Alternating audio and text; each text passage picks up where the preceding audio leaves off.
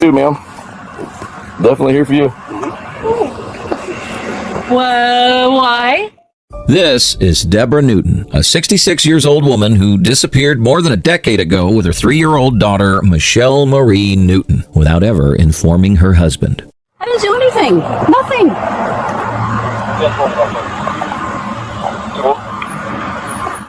But what she does not know is that detectives has since closed in on her, with every piece of evidence, tip, and DNA record linking back to her. So he did come looking for you guys in Georgia. I guess you filed some paperwork there for divorce, and he actually tried to knock on the door to where you guys were living at. Do you remember that at all? Never. On March 2025, someone in Marion County, Florida, called Crime Stoppers with information that they'd seen a woman living in the Villages, a massive retirement community in Central Florida known for its active adult lifestyle and sense of community. The woman was living under the name Sharon Neely, but the tipster believed this woman might actually be Deborah Newton, whom detectives had started searching for 42 years ago, after she took her 3-year-old daughter and disappeared without informing her husband. Immediately, detectives began investigating by obtaining a recent photograph of Sharon Neely and compared it to a 1983 photograph of Deborah Newton. They found out that the resemblance was striking, but they needed concrete proof to prove that Sharon was Deborah. That's when officers contacted Deborah's sister, who still lived in the Louisville area. The sister agreed to provide a DNA sample, and when they compared it to DNA collected from Sharon, the results came back 99.9% match. Sharon Neely was Deborah Newton.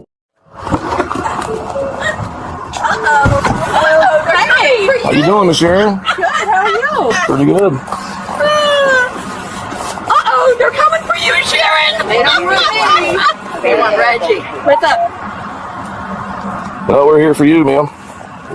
Definitely here for you. Well, why? We're waiting on the detective to get here, but we have, with all the information that we do have, you have a warrant for your arrest. Ma'am, we're not. I'm so sorry. No, you're okay. Okay, go ahead and go home. Thank you. I don't understand. Yes, ma'am. So, You're Sharon, correct? Yeah. Okay. Yeah. all right. So what we're gonna do is we're gonna put you in handcuffs, okay? Can I take my dog in and get my husband? We'll get the dog. Go ahead and get your husband, and we'll get your dog taken care of. You want me to hold the leash for now? She's, I don't think she's gonna get it. Well, you don't have to do that. I'm not gonna. I gotta still put you in handcuffs, Here, let ma'am. me have this. I promise I will not hurt your dog. I'm ready. We'll do it in the front, okay? If you're ever going to put this, please. 337, you can go to the station.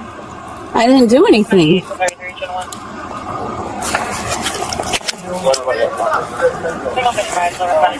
Not to get your watch where it's gonna pinch you or anything. Don't let him go because I don't have it. I don't know what they're doing. Well, you guys want to tell me something. What's going on? She has a warrant. All the information that we have. For her arrest. Well, I'm gonna wait on the detective who can come explain to you just everything in just 1 second, okay? Here, give me that real quick. What's going on, Sharon? I don't know anything. I'll have Mr. Reddy. I'll have the detective come talk to you in just 1 second, okay? I gotta make a phone call. Okay? We're not in any kind of rush. Just give us 1 minute. I understand in the middle of your driveway. If you want to just step by the truck, that's fine too. Yeah, in the shade. Just give me 1 minute. Mike, that's the other units were 1012 detained. I didn't do anything. Nothing.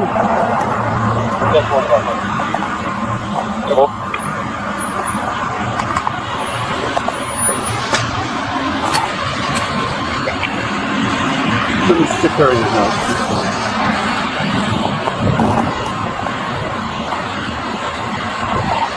Yes, Bill, do you copy? Yeah.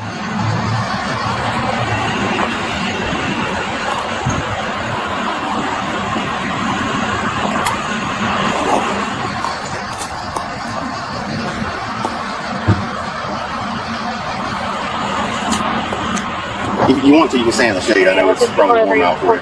Well, I was getting ready to go to the rec center, so I. Okay. Well, like I said, the detective's on his way to talk to you and your husband real quick. There it is. Just a minute, we can have a chat with y'all.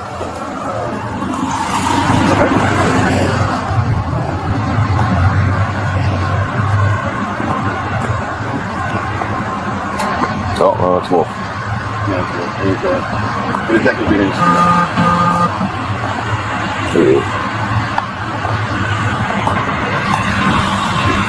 I've never done anything. Anything.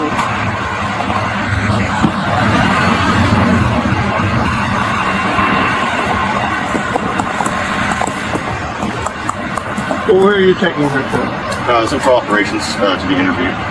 Like I said, he'll explain all to you in just 1 second.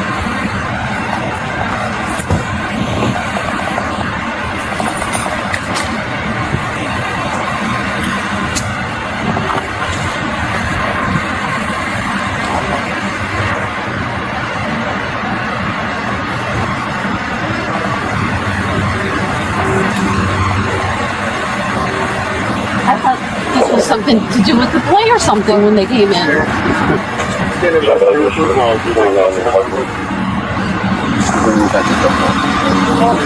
Deborah was brought to the police station for questioning. The interrogation was formally recorded, with both video and audio documentation capturing the interview in full.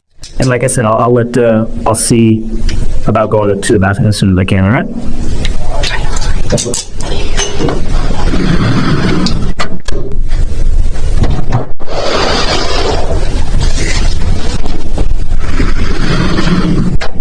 With Sharon. Hey. I don't think I gave you my name when we were at the house, but I'm Detective Lundorf. I'm assisting Detective Escobar. Just trying to get some basic information and everything. Your daughter, Amanda, was her middle name Marie? Yes? All right. Do you know a date of birth?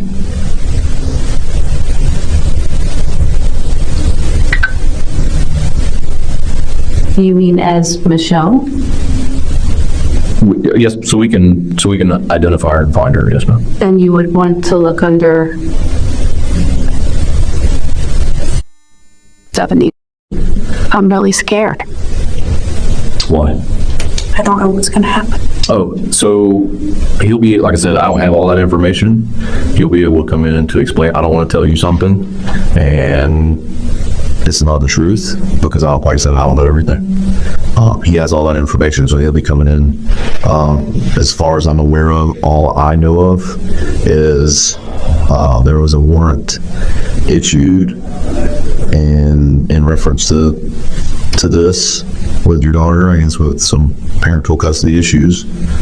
And then I guess the other side of the family's been pushing it to find out, because they didn't know if y'all were still alive or anything like that.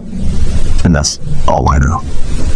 So we just need to get all of our ducks in a row, make sure we got everybody within the situation, and then go from there. The other question they had me ask is, I caught your phone.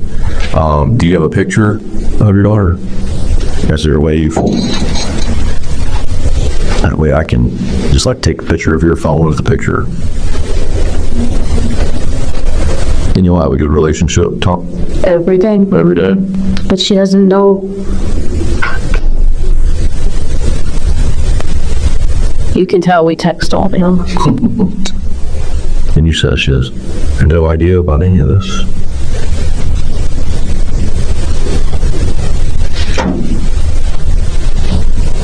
She's pretty. Seems pretty, very pretty. Got pretty eyes. Well, let me get this information to Mr. Tony. He's doing water and everything. Do you know how long it'll be?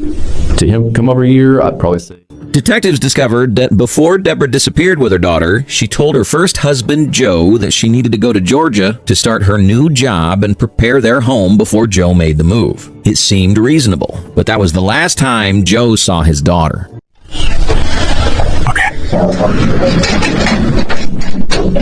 Anything you can tell me? We'll talk, Kim. I'll tell you everything. No, my husband, is it okay? Yeah, he's right there. We'll give you a chance to talk to her a little bit. Deborah's statement read more like justification. She is attempting to explain why she behaved the way she did, framing her choices as reactions rather than decisions. But there is a critical point she never addresses. If Joe demanded an open marriage and she opposed it, she had lawful options. Yet, what she revealed about the whole process was even shocking. Times, not together, but 2 different times, and said that if I left him, divorced him, he would take those films. They weren't videos, they were like film, kind of old-fashioned, and he would share them and show them to my family, my mom and dad. And so I had an opportunity to run, and I went to Atlanta, Georgia. What year do you think that it was? 1983, I think. And the person there helped me to get false identification. And so I just kind of rebuilt a life because he was really mean. And I became this me person, and I just don't look back. My husband doesn't know. He has nothing to do with this. He doesn't know. My daughter doesn't know. I think they probably both have suspected things in my life, like why I didn't get a driver's license in the state of Florida.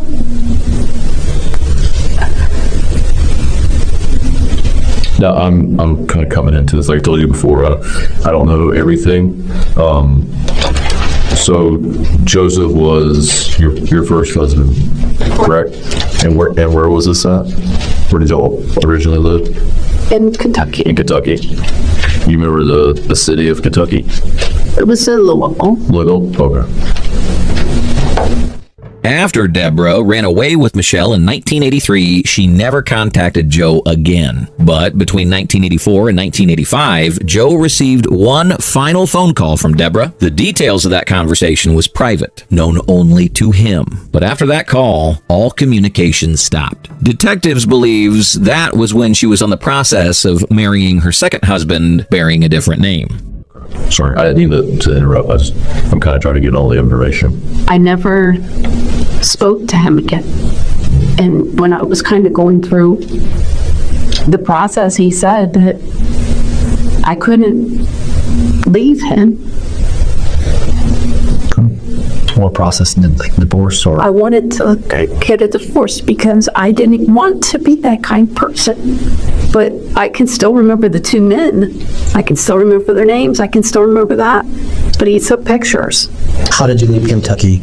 Like under like a false pretense, or did you? No, I told them I was going to a job in Georgia and that I was going to go down there to work, and he was okay with that. My parents weren't real happy, but he was okay with that. And when I got there, I knew that that's how it was going to get away. How long were you there for?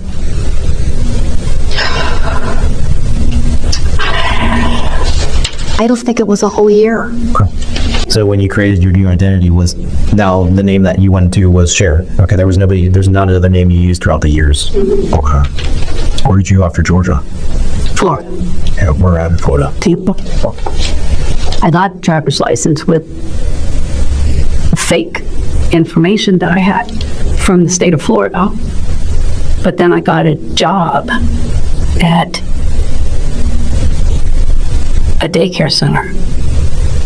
And I think during that time, the social security number that I was using was not the social security number that I have today. Deborah's decision to change her identity and even her social security number explains why she was able to remain untraceable for so long. 3 years after her disappearance, she was added to the FBI's top 8 most wanted list for parental kidnapping fugitives. Despite nationwide efforts and missing person flyers circulated for years, investigators came with no lead. For decades, Deborah remained hidden, and wouldn't be until her eventual capture that she would finally explain why she stayed silent for all those years. I think, I don't remember why, but I do remember having to go to the Social Security Administration and getting a Social Security number. At the same time, I think I bought my daughter's. And it was easily done because back then you didn't have to have that number when you were born. But for whatever reason, I seem to remember having a reason to change the Social Security number when I was working at the daycare center. And this is a social you use now? That's the one I got in the Social Security department. That's the one you use now? Correct. So how'd you leave Tampa? I was dating someone and I just wanted to get away. And we kind of sort of just picked a place on the map. And it was Pennsylvania. And I went to Pennsylvania and started working for a restaurant.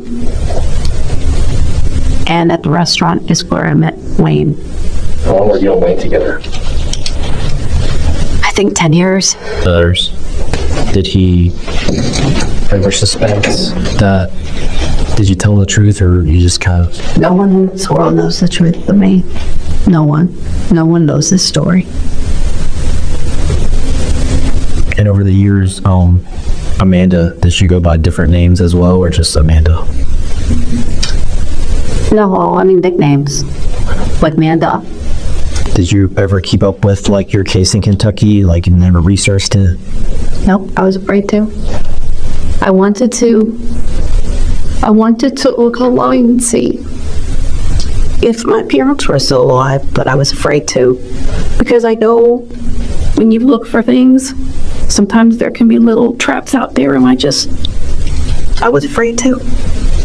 Deborah attempts to present herself as remorseful is a tactic detectives recognized immediately. They'd seen it before and they weren't persuaded. Instead, they would go on to question her if she knew there'd been an active warrant for her arrest for more than 42 years.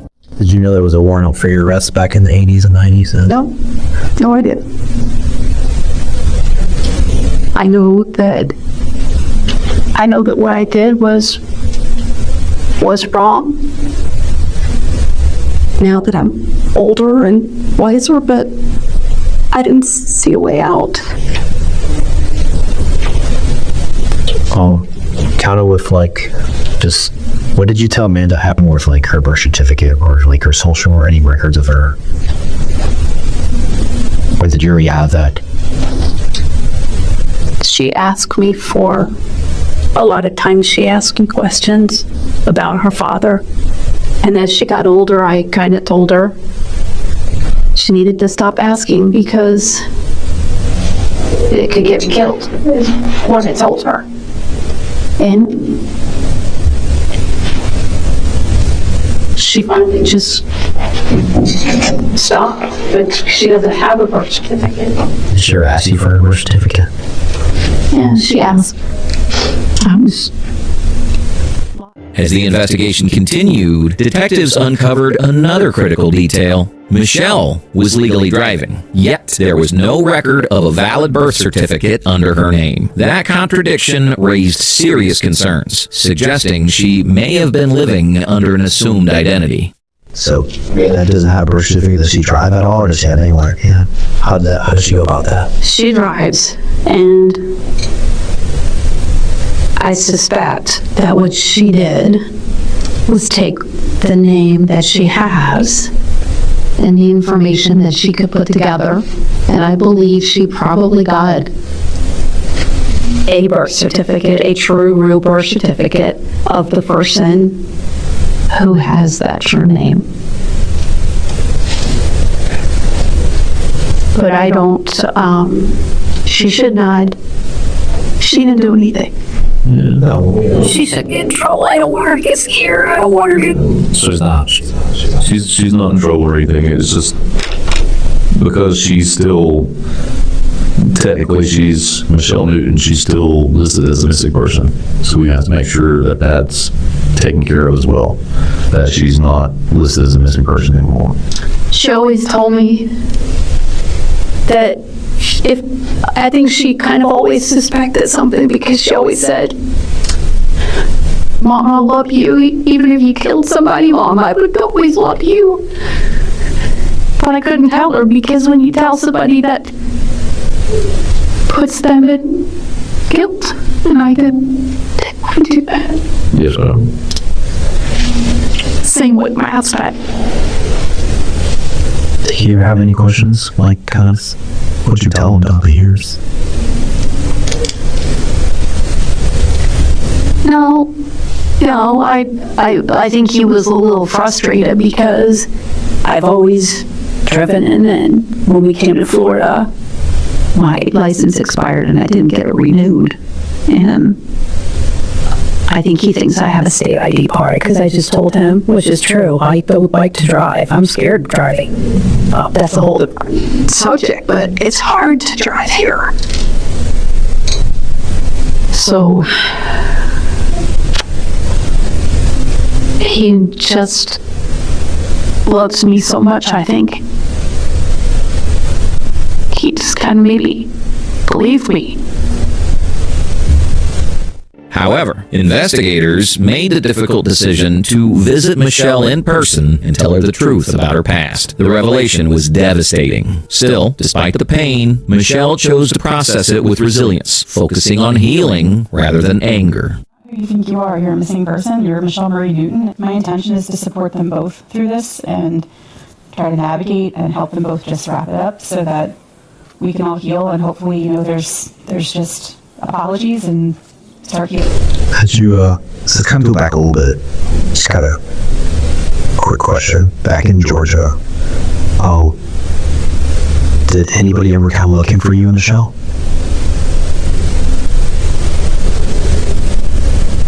You mean like knock on the door question? Like Joseph, did he ever come looking for Oh, no. No. Honestly, maybe he was glad with the distance between us because it left him free to do the things he wanted to do, which was being for the people. He did come looking for you guys in Georgia. I guess you filed some paperwork there for divorce and you actually tried to knock on the door to where you guys were living at. Do you remember that at all? Never. That's kind of two sides. This is what he said throughout the years back in the 90s, and this is what you're saying. I understand that, but never. Neither did my mother or my father. And you found, or when he assumed that you were going to his job in Georgia, did you go there first and then come back? Yes. Okay. So you kind of you went to Atlanta, or into Georgia and the Atlanta area, kind of got something established there, went back, and then that's when you got your daughter? Or did she go with you the first time? I don't think she went with it the first time. It was a very quick trip. And basically, I just was really trying to make sure that I could do what I felt like I needed to do. All right. Now with what you were saying that Joseph, with the photographs and everything like that, was there any other type of domestic abuse or anything like that? Anything else going on? Anything physical or you down? Yeah. What all happened? Oh, he would hurt me. Yeah. He would hit me. He would hurt me. He would force me. But most of all was the threats. But yeah, Tortures and everything. Yeah, and there was a time, the biggest thing that I remember that has nothing to do with this, but his family, brothers and sisters, were at the house, and I made spaghetti, and he was coming home from work with one of his colleagues, and they were late, and there was no more spaghetti because everybody ate it. And he took a knife and bam, slammed the table. And his family was there. His brothers and his sisters were there. I mean, he was not even afraid to show that side in front of his family. Detectives also discovered that Deborah hadn't acted alone. For years, someone had been helping her, assisting in the creation of forged documents and false identities. When investigators questioned her about who supported her and how it was done, her response stunned everyone in the room. Yes. Okay, who is he to you? He's the one who helped me get the false identification. Did he move down to Tampa with you at all, or? He did not move down to Tampa with me, but I heard rumors that he did move to St. Petersburg. No, never lived with him in Tampa. Oh, how long were you in Pennsylvania? Until 2008. 2008? Then I got a job transfer to Charlotte, North Carolina. Or I'm working out. Wells Fargo. And then I moved up here in 2013. Retired 2 years ago. Because I don't know if it makes any sense, but I've been me for so long. I've just been me. I don't know how else to explain it. It's been a long time. A very long time.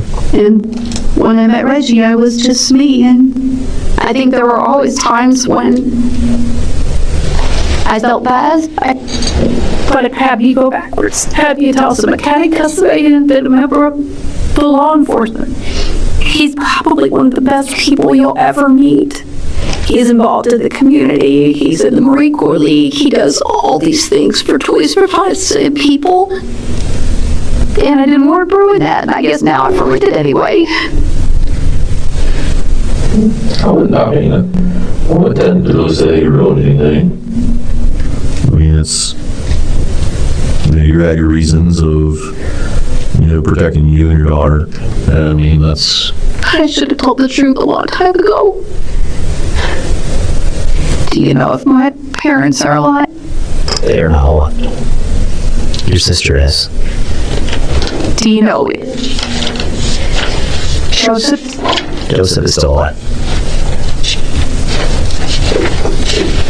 Yeah. How did you, throughout the years, how did you enroll Amanda to school? I don't know what you mean. Like, you didn't need a birth certificate, just a fake one. Fake one. The name Amanda on it. They just...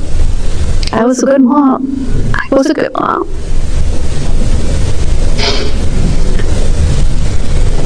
When did you meet Mr. Reggie? We've been married 23 years, so probably 26 years ago. Is he okay? Your husband? Right there. We'll let you talk to him. Yeah, we'll let you talk to him. While we're here, she's still considered a missing person, so we are going to have the local police department reach out to her. Would you like to talk to her on the phone? Okay, we'll get that. We'll make sure that happens, okay.